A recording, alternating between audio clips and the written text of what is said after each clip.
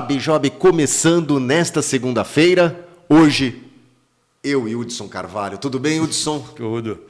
Tudo jóia, Gustavo. Que prazer, né, estar aqui mais uma vez com você nessa edição e com todo mundo que nos acompanha, né? Isso, e hoje nós vamos unir o seu conhecimento no mercado de trabalho com o seu conhecimento em Fórmula 1. Aí nós vamos ter o trabalho e o lazer juntos, na Sim. mesma edição. E o pano de fundo vai ser esse cara que a gente está vendo aqui. Personagem fantástico, né? Rubens Barrichello. Um personagem que é um dos maiores pilotos da história do automobilismo brasileiro. Sim. Mas que nunca foi campeão no principal torneio desse esporte no mundo. Apesar de ter sido o piloto brasileiro que por mais anos competiu na Fórmula 1. Permaneceu 300 e tralalá, grandes prêmios, né? E a história do Rubinho é interessante para um público como o nosso, né? Nós aqui sempre falando de mundo do trabalho, de mundo corporativo, porque a constatação é importante ter Rubinhos nas nossas equipes, né? Ah, mas o Rubinho nunca foi campeão. Não, nunca foi. Você destacou muito bem, apesar de ter ficado muitos anos na Ferrari, foi 2 vezes vice-campeão na época do Schumacher e tal. Mas, veja, ainda assim, como eu disse, é importante ter esse tipo de profissional na equipe, né? Porque ele joga para o time, primeira coisa, né? Nós já vimos várias oportunidades, nós vimos ao longo da carreira dele várias oportunidades em que isso aconteceu. Eu lembro uma, né? Que é aquela que a gente nunca esquece, né? No Grande Prêmio da Áustria, 2002, ele liderou a corrida inteira e, no fim, recebe uma ordem dos boxes e deixa o Schumacher passar, né? Só faltou ter feito sinal de mão, né? O Schumacher vai se aproximando. Exatamente. Uma coisa que depois levou a própria FIA a proibir esse tipo de postura. Isso. Não, depois de 2003 para frente. A famosa declaração de Kleber Machado, né? Hoje não, hoje sim. Né? Exatamente. E aí, então, isso passou a ser proibido daí para frente.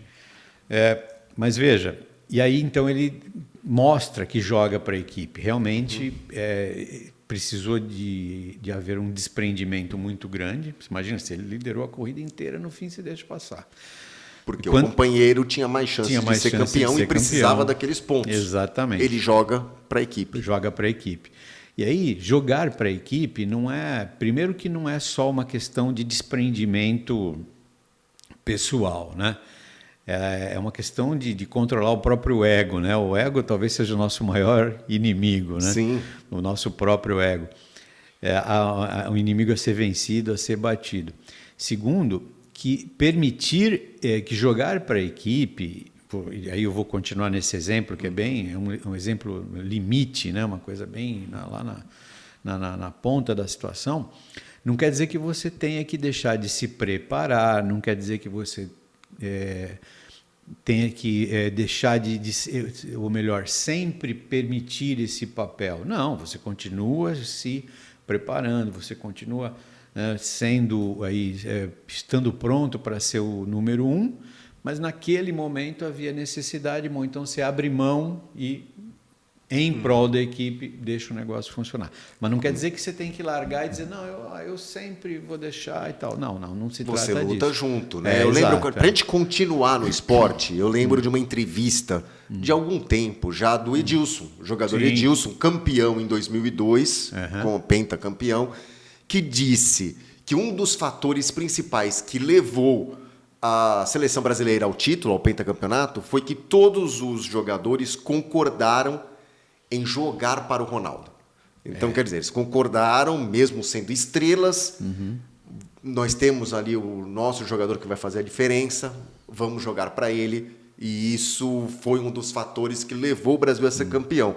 Todos foram importantes. Então, a gente destaca assim, Roberto Carlos foi importante, Lúcio na zaga foi importante, Roque Júnior, Marcos, Timaço, Marcos, goleiro, com defesas importantíssimas, Rivaldo, que talvez tenha sido o jogador que mais jogou naquela Copa, mas todos se desprenderam dessa, vamos dizer assim, não é a vaidade, se desprenderam do ego para um bem maior, para um resultado mais importante. Que era ser campeão do mundo. É exatamente isso que você está falando, até numa extensão maior, né? Porque a gente não está falando só de 2 companheiros de equipe, mas de 11 companheiros e 10 deles, estrelas, como você falou, abrem mão disso. Mas essa é uma outra faceta importante dessa história, né? Quando a equipe toda reconhece os talentos uns dos outros e diz, olha, neste momento aqui eu preciso ter é preciso que nós joguemos para fulano para que ele então faça os gols, produza os resultados que precisa.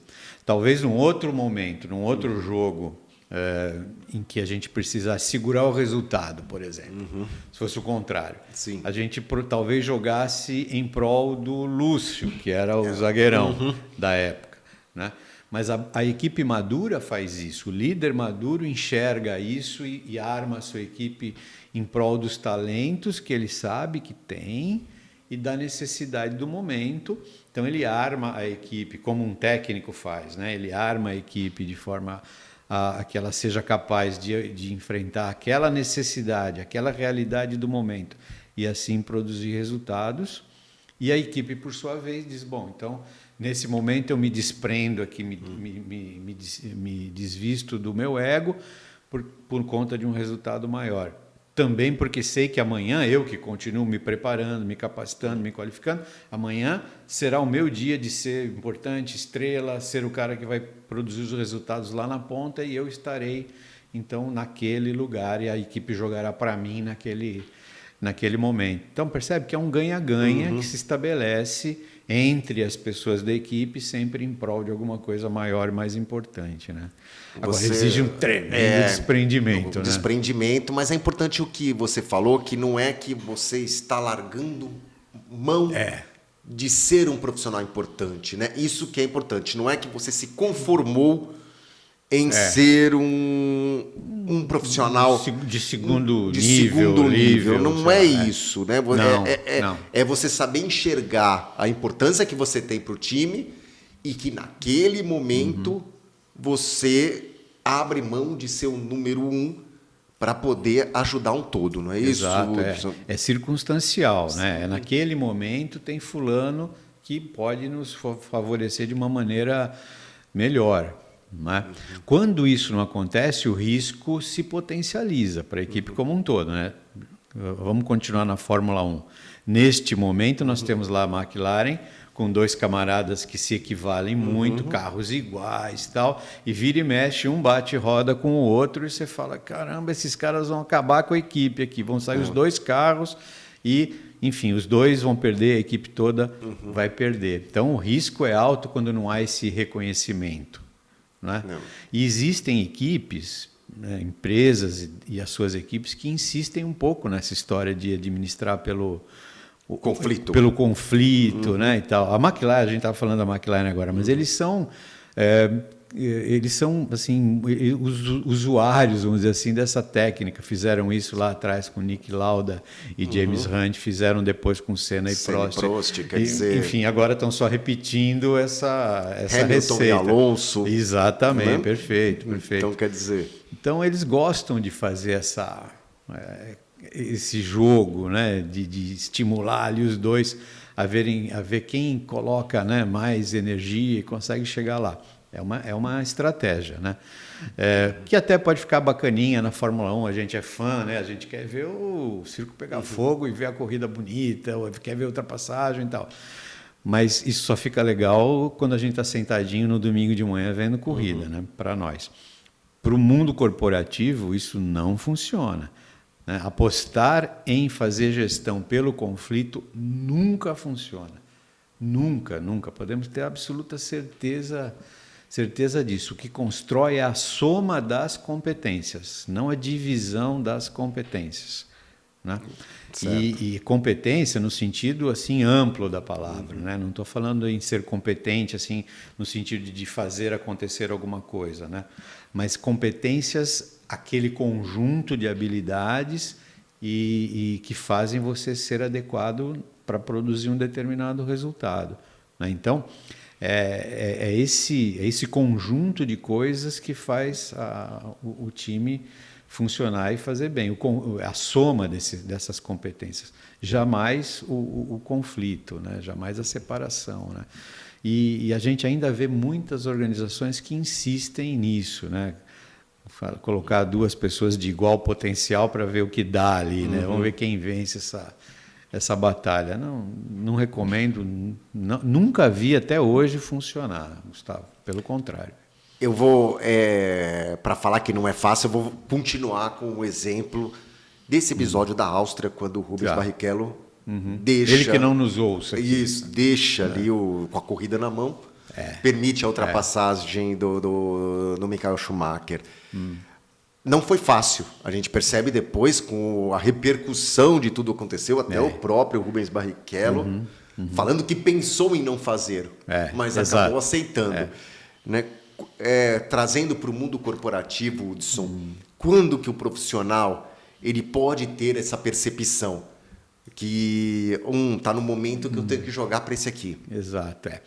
Primeiro, Gustavo, precisa ter um autoconhecimento muito forte para fazer isso. Né? A gente chamou agora há pouco de desprendimento, mas se a gente quiser dar o nome, vamos dizer, mais adequado, talvez, é esse. Né? É autoconhecimento. É você saber, não, eu estou abrindo mão nesse momento porque a circunstância assim exige. Né?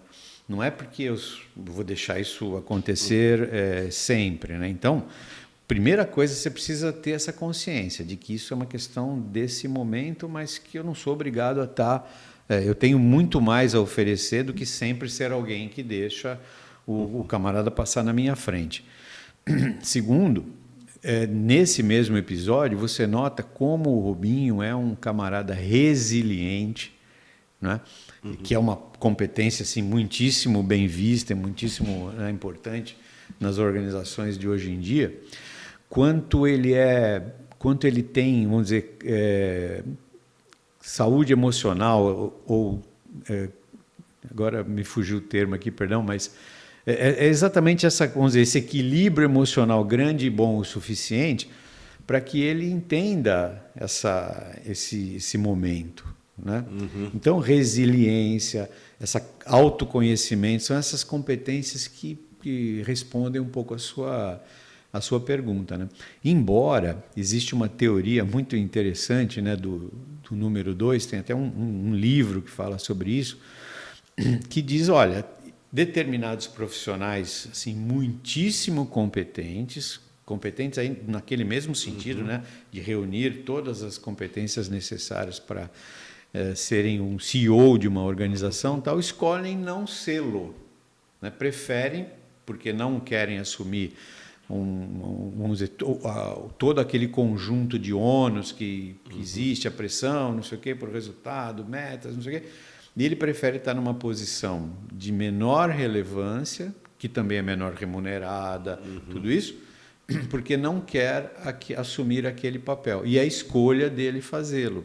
Né? Existe essa teoria também. Nosso mundo do trabalho encontramos muitas pessoas assim. Né? Por isso que a gente começou esse bate-papo falando do Rubinho, que nunca foi campeão, mas eu sei que no caso dele não foi por escolha dele, mas existem esses casos, e são muitos, com casos reconhecidos no mercado, onde a pessoa opta por dizer, não, eu prefiro agir no bastidor, as minhas competências são melhor aproveitadas se eu estiver aqui assessorando alguém que vai ser essa pessoa principal da organização, e eu estou feliz assim. Legal. Né? Eu sei que isso é muito difícil, talvez, da maior parte das pessoas compreender essa falta de desejo de não ser o primeiro homem da organização. É difícil de compreender, eu reconheço isso. Mas eu também convido aqui a todos nós que estamos, né, batendo esse papo agora, a fazermos a seguinte reflexão, né, de se você já não conheceu alguém assim. Tinha todas as competências para ser o chefe, o gerente, o presidente, e não era, por alguma razão, né, de escolha própria, pessoal, tal, resolveu não ser, não quis ocupar aquela posição. Né? Que é diferente de não ter as competências para ocupar. Sim, né? São coisas diferentes. São coisas diferentes. Né? Não é aquela pessoa que se conforma porque percebe que outro está à frente por questão de competência. Né? Ela não quer por opção. Por opção. porque não quer ter as responsabilidades que teria no caso. O camarada pesa aquilo numa balança pessoal, né? E diz, olha, tudo que eu vou ter que assumir de compromissos e tralala, versus o que eu vou receber em troca, não só financeiramente falando, mas todo o conjunto de trocas, né, que existe. O camarada pesa isso e fala, para mim não compensa. Até uma questão de gosto. Muitas vezes eu gosto do que eu estou fazendo. Se eu for para essa função, por mais que eu vá receber mais, não é tudo que eu gosto. Aqui me dá prazer, aqui nem tanto, isso já presenciei. Então aqui eu prefiro ganhar um pouquinho menos, mas fazer o que me dá prazer do que isso daqui que me dá esse peso. Esse equilíbrio de coisas que que é representado por essa balança que eu estava comentando, né? Porque a gente tende muito, Gustavo, a medir o sucesso profissional do outro, né? Só pelo resultado financeiro que ele tem, né? Sim. Eu entendo que isso faça parte do nosso mundo hoje, né? Mas pergunta para o outro quanto ele está satisfeito em ser só um diretor e não ser o presidente, né? Ele está satisfeito? Está na esfera de competências, de atribuições que ele gosta de ter, quer ter e tal? Ok, tudo bem, né? A gente respeita isso e segue em frente.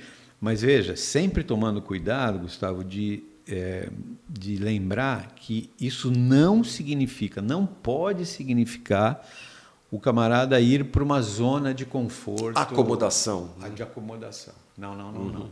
Então eu sou executivo de recursos humanos, em recursos humanos. E eu opto por ser um diretor nessa área e não tenho nenhum desejo de ser o presidente da companhia. Tá bom, foi minha opção fazê-lo. Ok.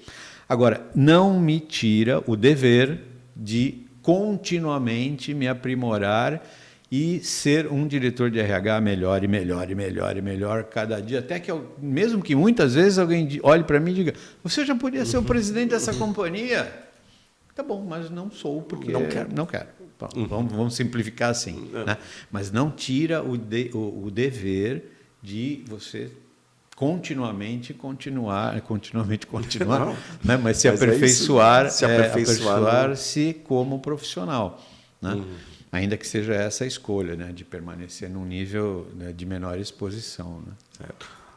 Além disso, o Rubinho também traz outros exemplos para a gente, né? Não teve nenhum piloto de Fórmula 1, eu não vou me lembrar de nenhum esportista, por exemplo, que teve ali a imagem ligada muitas vezes ao fracasso por não ter ganho. E ele sabendo que teve os principais resultados